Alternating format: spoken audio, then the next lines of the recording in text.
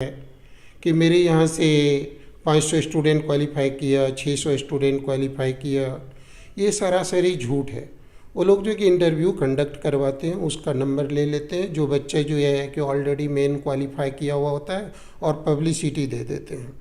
और बच्चे जो है कि इस झूठा पब्लिसिटी के चक्कर में उस संस्थान में चले जाते हैं। तो ऐसे संस्थानों का चयन न करें, लेकिन मुखर्जी नगर के चकाचौंध से बचने का कोशिश करना चाहिए, क्योंकि यहाँ पर आकर के 80% स्टूडेंट जो है चकाचौंध में फंस जाते हैं, तैयारी कम करते हैं, लफंडरगिरी ज़्यादा करते हैं, गर्लफ्रेंड बॉयफ्रेंड, दारू शराब सिगरेट की लत लग जाती है। इससे बचने की कोशिश करें। मुद्रा जो 50% सिलेबस कवर करता है वो कभी रैंक होल्डर नहीं होता है।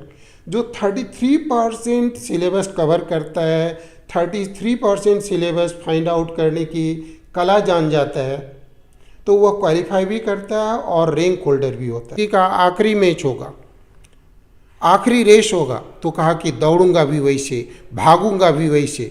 उन्होंने सारे रिकॉर्ड को ब्रेक कर दिया। वहीं पर उन्हें फ्लाइंग सिख का ओहदा मिला था। नमस्ते दोस्तों, मैं हूं शिवम दिवाकर और आपके लिए मुखर्जी नगर के दबाकर सबसे ज़्यादा वीडियो बनाए हैं। आप लोगों ने पूरे देश भर से बहुत ही ज़्यादा प्यार दिया। दोस्तों, आज की वीडियो में हमारे खास मेहमान हैं Kailash Mishra sir. GS and political science के जाने माने अध्यापक हैं। मुखर्जी नगर में काफ़ी सालों से लगातार सर पढ़ा रहे हैं। सर की एक सबसे अलग बात ये है, ये कभी भी पब्लिसिटी अपनी नहीं कराते हैं, ना ही कभी ऐड कराते हैं। इनके पास जितने भी स्टूडेंट आते हैं वो रेफरेंस से आते हैं, या फिर इनको जो पहले से जानते हैं वो स्टूडेंट इनके पास भेजते रहते हैं। बहुत सारे स्टूडेंट हमें ये कह रहे थे कि जो सबसे पुराने अध्यापक यहाँ के हैं, आप उनसे अभी तक मिले ही नहीं हो। इतना टाइम हो गया मुखर्जी नगर में वीडियो बनाते बनाते। तो आज हम कैलाश मिश्रा सर की कोचिंग में स्वयं आए हैं। सर, आपका सबसे पहले बहुत बहुत स्वागत है। थैंक यू सर, मैं सबसे पहले आपसे ये जानना चाहूँगा, आप अपने बारे में बताएं और अपनी कोचिंग के बारे में बताएं, क्योंकि पुराने स्टूडेंट ये कहते हैं कि आप काफ़ी पुराने अध्यापक मुखर्जी नगर में हैं। पहले तो मेरा परिचय ये है कि मैं एक अति साधारण टीचर हूँ। मैं द्रोणाचार्य हूँ। मेरे बहुत सारे अर्जुन ऑल ओवर इंडिया में हैं। द्रोणाचार्य को अर्जुन महान बनाता है। मुझे जो भी प्रसिद्धि मिली, जो भी नेम फेम है, उनके पीछे मेरे स्टूडेंट का हाथ है। मैं लास्ट 21 ईयर से पढ़ा रहा हूँ। इंडिया का शायद ही कोई डिस्ट्रिक्ट होगा जहाँ मेरा पढ़ाया हुआ आईएएस या पीसीएस अधिकारी नहीं हो। मैं टॉप रैंक कर दिया हूँ, सेकंड टॉपर दिया हूँ, 10th रैंक कर दिया हूँ, 15 रैंक कर दिया हूँ, 34, 35, 48 रैंकर्स दिया हूँ। मैं ऑथर हूँ, मैं एडिटर इन चीफ हूँ ट्रेंड एनालिसिस का। मैं फॉरेन पॉलिसी एक्सपर्ट हूँ। मेरी book India's foreign policy in changing scenario आती है। मेरी बुक इंडियन इकोनॉमी पर आती है। और लास्ट 21 ईयर से मैं पठन पाठन का कार्य कर रहा हूँ। सर, दूसरा सवाल मेरा आपसे ये है, बहुत सारे स्टूडेंट जो अब यूपीएससी की तैयारी कर रहे हैं, करना चाहते हैं, उनको किस तरीके से पढ़ना चाहिए? आप एक अध्यापक हैं, आप थोड़ा सा बताइए। कि आपने बहुत ही डिफ़िकल्ट क्वेश्चन पूछ दिया कि यूपीएससी के स्टूडेंट को कैसे पढ़ना चाहिए। इसमें आप जो कि पहला प्रायोरिटी देंगे, मैं आपको 5 स्टेप्स फार्मूला बता रहा हूँ कि आपको पढ़ना कैसे चाहिए। पहले जो है कि आप बेसिक एनसीईआरटी बुक और एक स्टैंडर्ड बुक को लीजिए और उनको बार बार पढ़िए, उनको नोट्स बनाइए। आप अगर आप मार्केट में बहुत सारे नोट्स मटेरियल अवेलेबल है, उस पर विश्वास मत कीजिए। आपका एलिमेंट्री नोट्स जो बहुत अच्छा नहीं होगा, वह सबसे अच्छा नोट्स होगा, क्योंकि उसमें आपका मेहनत लगा है। और आप नोट्स बनाएंगे तो नोट्स बनाने के दौरान आप को सर दर्द होगा। आप सोचेंगे कि क्या लिखना चाहिए, क्या नहीं लिखना चाहिए। तो इसलिए फर्स्ट स्टेप में आप बेसिक एनसीईआरटी बुक लें, एक स्टैंडर्ड बुक लें, उनको बार बार पढ़ें और नोट्स बनाएं। स्टेप 2 में आप क्या करें कि हर एक सब्जेक्ट पर 2 to 3,000 previous year 2 to 3,000 MCQ करें, मल्टीपल चॉइस क्वेश्चन करें। थर्ड स्टेज में आपको क्या करना चाहिए कि लास्ट 10 ईयर्स का यूपीएससी का जो एक्चुअल क्वेश्चन है उनको सॉल्व करना चाहिए। अगर आप अपने नोट्स के बल पर 50% क्वेश्चन का आंसर दे देते हैं तो आपका नोट्स जो है कि बहुत अच्छा है। अगर आप अपने नोट्स के बल पर 50% क्वेश्चन का आंसर नहीं दे पाते हैं तो फिर जो है कि आप बेसिक से स्टार्ट कीजिए। नेक्स्ट स्टेप में आप वैल्यू एडिशन करेंगे। वैल्यू एडिशन से मेरा मतलब ये है कि आप different newspaper, magazine, India yearbook, economic survey, budget से अपने नोट्स को इंडिच कीजिए।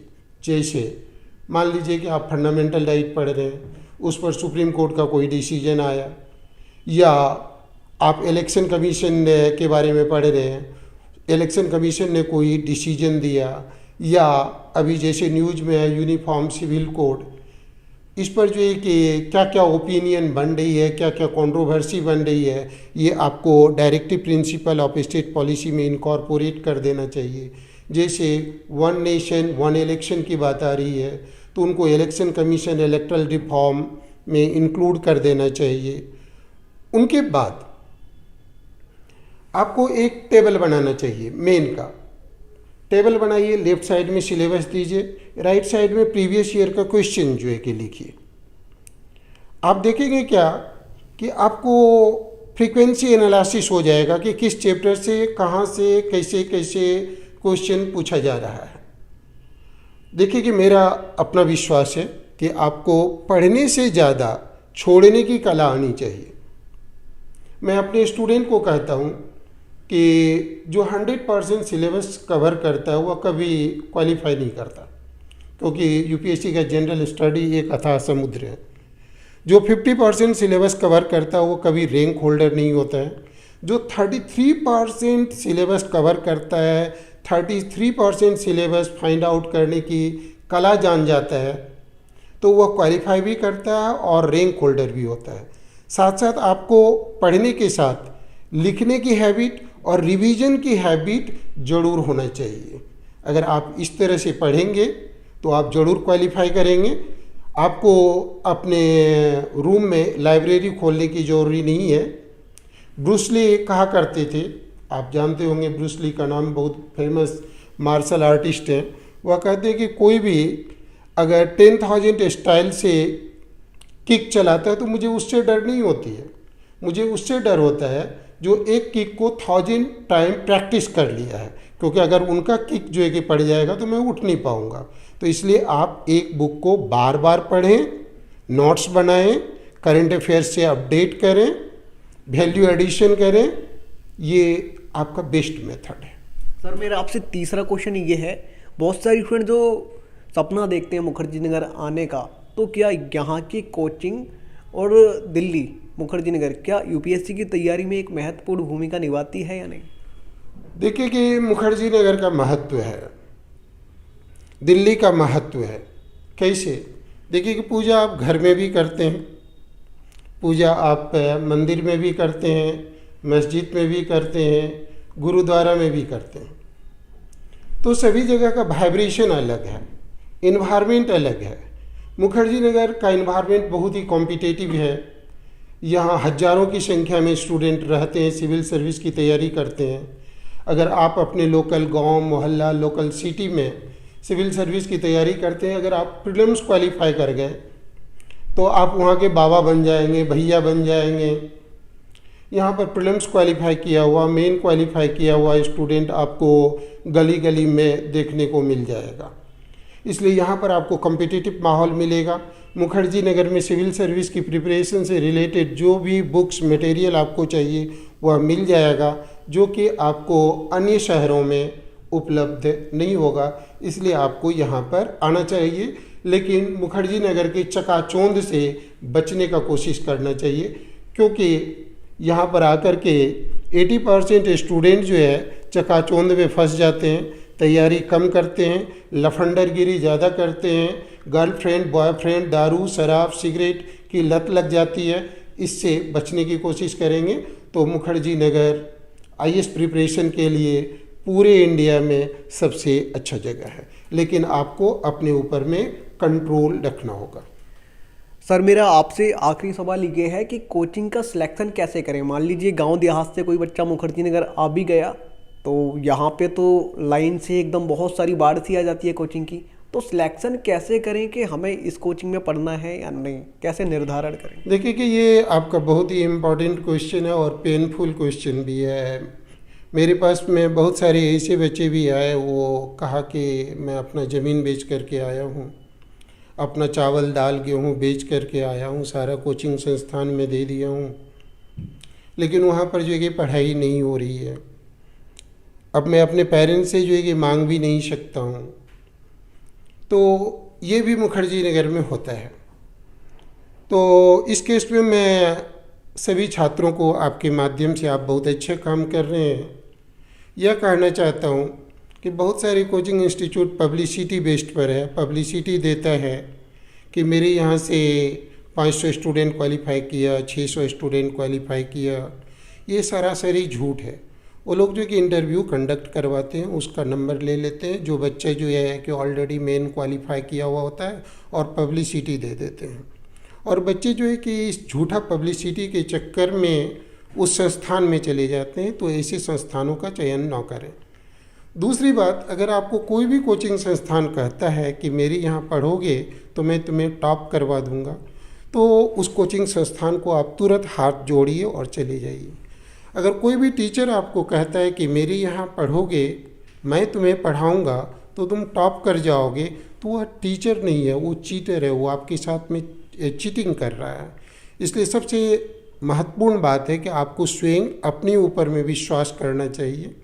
देखिए कि हम लोग जैसे शिक्षक, मैं अपने आप को द्रोणाचार्य कहता हूँ। मैंने भीम, अर्जुन, नकुल, सहदेव, दुर्योधन, दुशासन सबको शिक्षा दिया। मेरा एक स्टूडेंट अपने लगन से एक अर्जुन हो गया, दूसरा दुशासन हो गया, जो औरतों का चीरहरण करता है। मैं अपने आप को रमाकांत आचरेकर कहता हूँ। मैंने सचिन तेंदुलकर को भी पढ़ाया और बहुत सारे क्रिकेटर्स को पढ़ाया। मेरा एक स्टूडेंट सचिन तेंदुलकर बन गया। रमाकांत आचरेकर जब सचिन तेंदुलकर को 10 बजे बुलाते थे तो वह सुबह 6 बजे से प्रैक्टिस करता था, और दूसरा स्टूडेंट को 10 बजे बुलाते थे तो वो 12 बजे आता था। तो सब कुछ आपके अंदर है, आप स्वयं पर विश्वास कीजिए। हम लोग डायरेक्टर हैं, आप एक्टर हैं। मैं आपको कहूँगा ऐसे नोट्स बनाओ, ऐसे पढ़ो, ऐसे करना चाहिए, आप नहीं करेंगे तो हम लोग कुछ नहीं कर पाएंगे। इसलिए सब कुछ आपके अंदर है, स्वयं पर विश्वास कीजिए तो आप सिविल सर्विस क्वालिफाई करेंगे। अगर स्वयं पर विश्वास नहीं है तो आप सिविल सर्विस क्वालिफाई नहीं करेंगे। और आपको ऐसे कोचिंग संस्थान का चयन करना चाहिए जहां बहुत ज़्यादा क्राउड नहीं हो, टीचर से आप इंटरेक्ट कर सकें, टीचर आप पर पर्सनल अटेंशन दे सकें, और आपका गोल निश्चित होना चाहिए। क्योंकि अगर आप डिस्ट्रैक्ट हो गए मुखर्जी नगर में आकर करके, यहाँ की चकाचौंध में डिस्ट्रैक्ट हो गए, तो आप क्वालिफाई नहीं करेंगे। इस संदर्भ में मैं आपको फेमस मूवी भाग मिल्खा भाग का स्टोरी बताना चाहता हूँ। मिल्खा सिंह बहुत अच्छे धावक नहीं थे, लेकिन वह 80 में 77 रेस जो है कि जीते थे। इनके पीछे कारण क्या था कि वो अपना डिस्ट्रैक्शन को पहचान लिए थे। एक बार ऑस्ट्रेलिया गए, गोरी मैम के चक्कर में फंस गए, तो प्री क्वालिफाइंग में वो क्वालिफाई नहीं की। जब इंडिया आए, उनके कोच ने उनको समझाया, डांटा, और उनको लक्ष्य दिया 45.9। तो यही मिल्खा सिंह जब पाकिस्तान में दौड़ने के लिए गए तो उनको बहुत ज़्यादा डिस्ट्रैक्ट करने का कोशिश किया गया, लेकिन वह अपने लक्ष्य से डिस्ट्रैक्ट नहीं हुए। वहाँ के पाकिस्तानी कोच ने उनको कहा कि मिल्खा सिंह, ये आपकी ज़िंदगी का आखिरी मैच होगा, आखिरी रेस होगा। तो कहा कि दौड़ूंगा भी वैसे, भागूंगा भी वैसे। उन्होंने सारे रिकॉर्ड को ब्रेक कर दिया। वहीं पर उन्हें फ्लाइंग सिख का ओहदा मिला था। उसी तरह आप देखेंगे अरुणिमा सिन्हा, उनको ट्रेन से चेन स्नैच करने के लिए नीचे फेंक दिया गया था। वह पूरी रात रेलवे ट्रैक पर रही। बाद में उनका जो ये शरीर का डिफरेंट पार्ट टूट गया था। दिल्ली का एम्स लाया गया, उनका पैर टूट गया था, हाथ टूट गया था, बैकबोन में फ्रैक्चर थी। जब उनको होश आया, उन्होंने कहा कि भगवान, अगर तुम मुझे बचाए हो तो कुछ करने के लिए, इतिहास रचने के लिए बचाए हो। तो उन्होंने बैजंत्री पाल के पास में गई।